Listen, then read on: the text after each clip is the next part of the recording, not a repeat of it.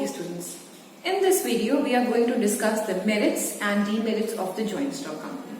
Since every phase has got the two sides, the joint stock company, when it functions, it definitely has some merits, some benefits and some drawbacks. So here we are going to start up with the merits first. The first merit is limited liability.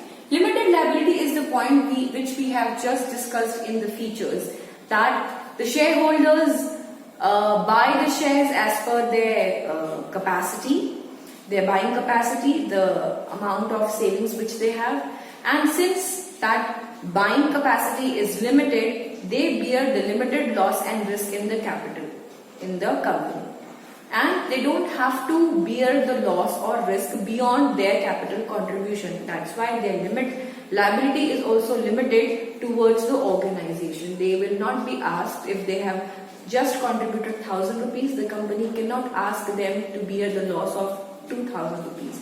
Their liability towards the company lies only up till 1,000 rupees, right? Then we have the next point, that is transfer of interest. This is nothing but the same point which we have studied right now, is transferability of shares. Interest over here means the shares. Same thing, I'm revising it once more, that the shareholders, if they are not interested in continuing with the company, or if they are in need of cash, that interest transfer, that interest, the amount which they have contributed, can very quickly change into cash any moment, any time of the year, any time of the week. Whenever they want their money back, they are in need of cash, they can sell the shares back to the company or to someone else and can take their refunds. Next we have is perpetual existence, which is the same as perpetual succession. As I told you, that the company gets in existence by the law, and company will be shut down, will be closed only by the law, only after completing the documentation work. Death, incapacity, insolvency, bankruptcy of any members, of any directors do not affect the health and working of the company at all. So that's the merit, that the directors, the members may come, they may go, they may die, they may get bankrupt, insolvent. The company's health is not going to affect it in any way. The company's working will not be affected. It will be alive and existing on the papers forever, because it has been created by law and it can be wind up only by the law. Next one is growth and expansion. Since there is one benefit. Here we discuss that when people come in the organization, they bring lot of funds, contribution, which we even studied in the first point, right? They bring lot of contribution. Now, since the organization is having a huge capital, how do they use that huge capital? They use that capital in the proper working of the organization. And when this organization is working very successfully, yes, it generates a lot of profit. So the organization is having a huge capital which it has got from the bank, from the financial institutions, if they have taken it as a loan, and even the company can sell the shares, as we have discussed in first 2 points, and get the funds from the general public. That's why it is also called a public company.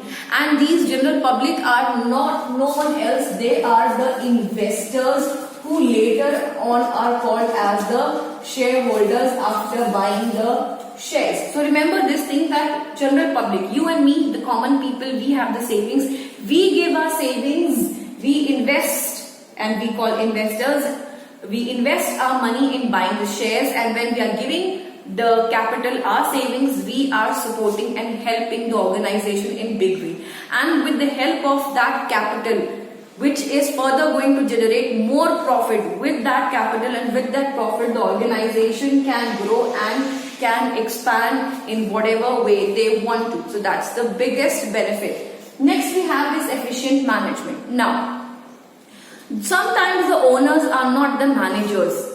People, suppose if they are doctors, they are engineers, they are busy in their own working. But they have got the savings which they are not keeping it in the bank, they are investing it in the joint stock company. Now, since they are busy in their own profession, they don't have enough time. Or the person like me, if I am a teacher, suppose if I have no idea how the business runs, since I am already busy in my work, what the organization is going to do? I have given my savings to the company and has purchased some number of shares. The company, with the help of that capital, is going to hire professionals, experts, specialized people who are very capable, efficient in doing the works.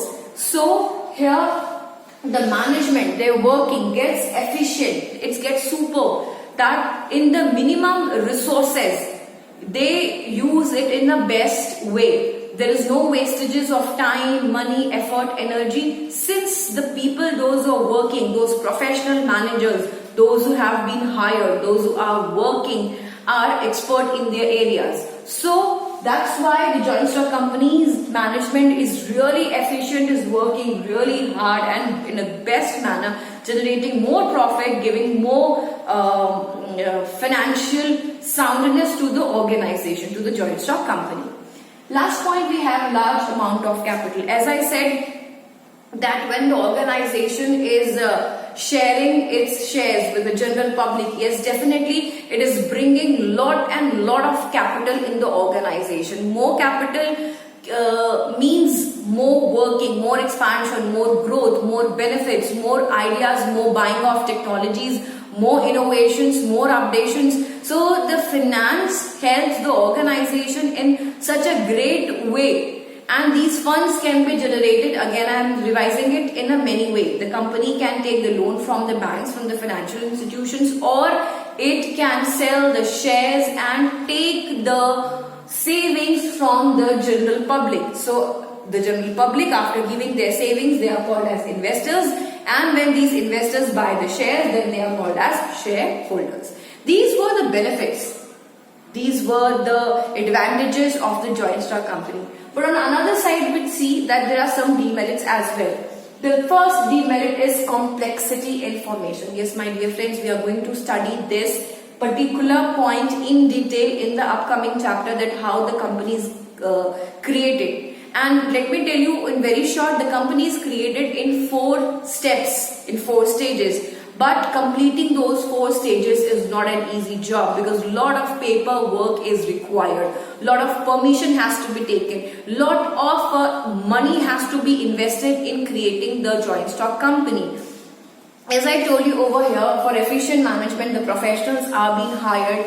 Yes, even that is a very costly process, that to run a business, to start a business, the professionals are hired, those who complete the documentation work and give the company an existence. Fine, so that's why the formation, the creation of the company is not an easy job. It's a very complex, it's a very difficult task.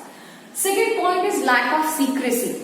There is no secrecy, no information which is isolated, and if the owners are not willing to share the information with the outsider, it's just not possible. Because to create the company, again a permission has to be taken, lot of paper has to be submitted, and these papers are submitted to the registrar of the company. Registrar is a very important person who checks the documents and gives the approval to the company that it can run.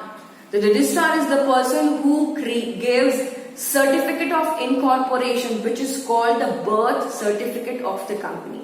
When human take a birth, the government issues, the municipality, corporation, they issue a birth certificate. Same way, the registrar is the person who gives the birth certificate, which is called as certificate of incorporation, to the owners, that yes, your company has come into existence. And that certificate is issued only after checking and getting satisfied that the papers are complete and authentic and proper. So here, now since those papers are with the registrar, and these document has to be even shared with the public also. So anything which is getting shared with the public, how it can be how a secrecy can be maintained. An organization just not can isolate operations of management with themselves, because the same has to be shared with registrar and with the general public. So there is no secrecy. Impersonal work environment. Now the work environment is very impersonal. That means there is no affection towards the work. As I told you that the experts are getting hired for efficient management, which is a benefit. But these efficient staff, these experts are being paid as paid a salary. So whatever work they do good or bad, definitely they'll be performing good. They receive a salary. The increase of the profit do not mean that their salary will increase every time. It will increase only after a specific time period. So here that lack of motivation lies among people, those who are working for the organization, since they are working on a salary based and profit of the company is not equal proportion to their salary.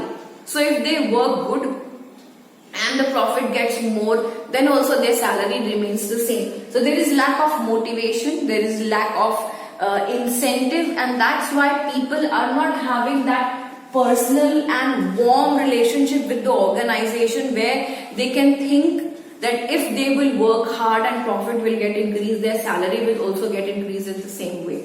No. So the environment is not that direct incentive based one. Fine. Next we have numerous regulations. I would like to connect this with the first point, that the regulations, the rules, there are very lengthy. Numerous means many, too much. As I have told you, for each step, the permission has to be taken. Here, even for the perpetual succession, I told you, for perpetual existence, it can only be created by law after completing a lot of paperwork. So that paperwork is very numerous.